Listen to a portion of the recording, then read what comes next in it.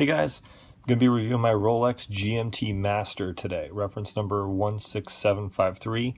Before we get into the review, I do want to say thank you. I had so many nice comments and compliments, I guess, on my State of the Collection video that I did a couple weeks ago. I just want to say thanks. I can't believe how many new subscribers I've got. I think I got maybe over 200 just because of that video. And just a bunch of nice comments, and it's just nice to know that there's so many just nice, people watching my videos. It's pretty fun. So thank you if you're a new subscriber or if you're an old subscriber. It's fun to have you here watching my channel. So let's go ahead and we'll get into the review. This is a watch I talked about on the video I was just mentioning, the collection video. It's a Rolex GMT Master. The reference number is 16753. And this watch was made in my birth year, 1983. I'll leave a link down below to a website that has the different model or the different serial numbers linked with the different years. If you end up wanting to try to track one down, it's a really nice kind of cheat sheet to find what year would be your birth year. So I just kind of want to talk about how I found this watch, how it kind of came together, and then we can get into some of the the basics about the watch. This watch actually started with a nipple dial right here. It started with this black nipple dial. If you're not familiar with the difference between the two, I'm holding them kind of right here next to each other so you can tell. The nipple dial here on the left was what originally came on this GMT. It's a black dial. It's got a much smaller lume dot here in the middle of the hour markers, and then the rest of it is just kind of this large gold colored dot. So it kind of resembles a nipple, and it's been called a nipple dial.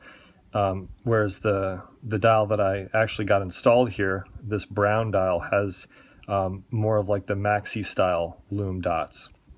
So it's a much larger application of lume, much smaller kind of pip of gold.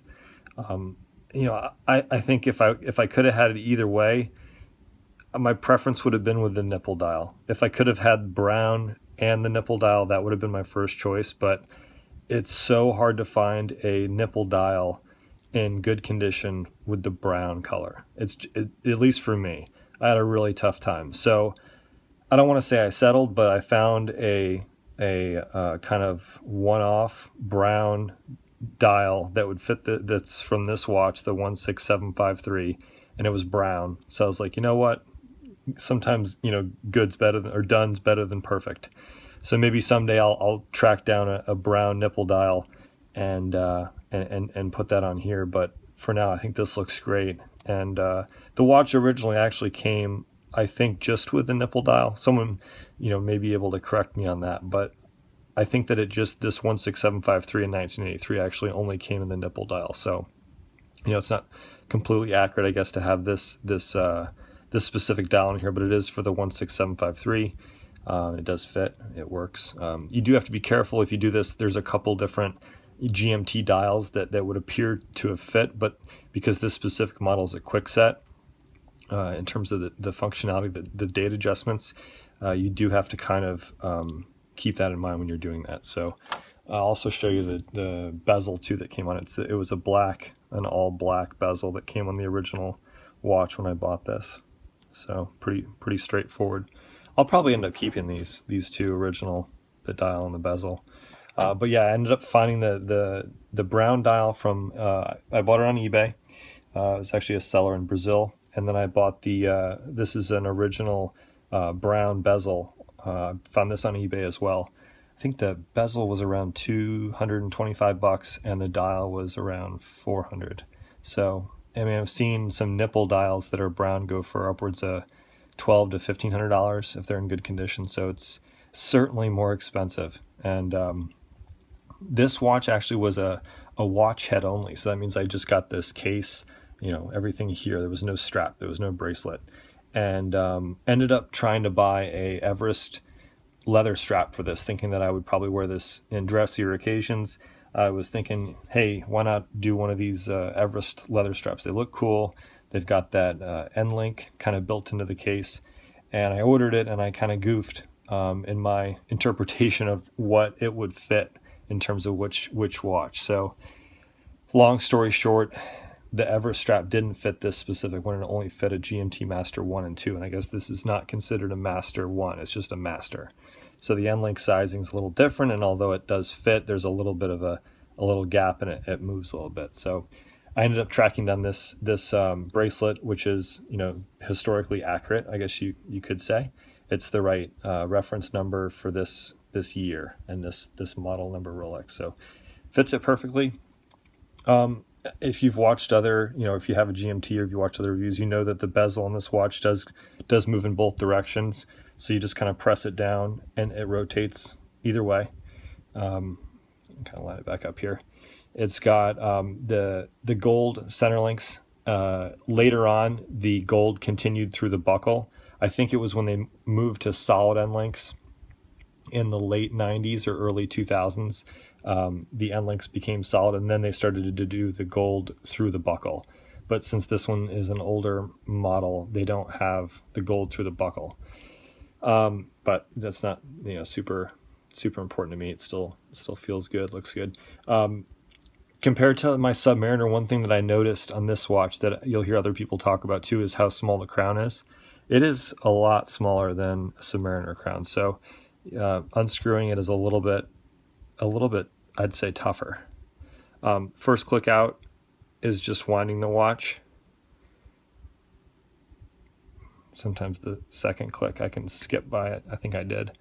Okay, yeah, I went right to the third click. So that's just standard. You're setting the time and you're noticing that the hour hand is moving too. So you have to find the second click. Sometimes it's tough.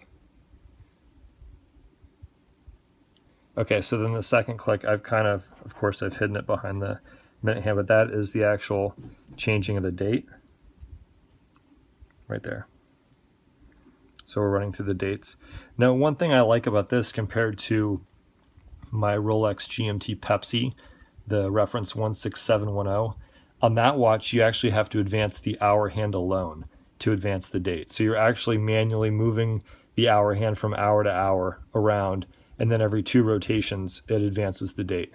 And it can actually take a while. If you have your watch in rotation and it's not on a winder, which is what I do, it can take a long time to get it ready with the right date and ready to rock.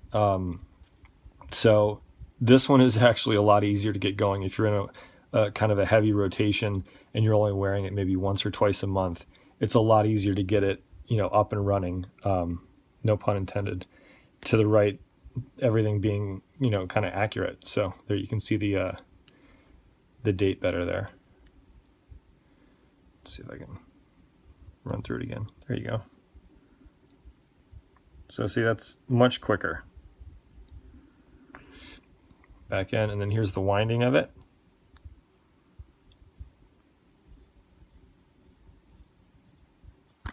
Really smooth. Took this, when I got this in, I took it to a local authorized Rolex dealer and they looked it all over and opened it up. And they did the dial and the bezel swap for me, and they said everything looked great. It had a good amplitude to it, which means the movement's still, you know, running strong. It doesn't necessarily need a service or anything like that. So super happy with it. Again, it's got a holes case, so it's easier to change the strap on it. I'll do a wrist shot for you guys. The buckle is a little worn. I'd like to try to figure out if someone has an idea of how to maybe upgrade or change out the buckle on this watch. I'd be very open to it because this one's pretty tired, and I'm open. It doesn't need to be like accurate. It can be as long as it's authentic Rolex. If it would fit and be better in terms of functionality, I'd be very interested because this one's pretty tired. But anyways, there's a wrist shot. I'm trying to get a better angle for you guys. I've got a 7-inch wrist. So you can see it's a pretty darn good fit. The lugs kind of stop right there at the top. And it's hard to pick up how nice this brown dial looks, but it's awesome. It really does look great. And I think it does work well with the two-tone bracelet. I'm glad I was kind of not forced into buying it, but my great idea of having the Everest leather strap didn't really work out. So ended up finding this two-tone oyster on eBay and ended up getting it. So really happy with this watch. Excited to see what you guys think about it. Please put your comments down below. And as always, thanks for watching.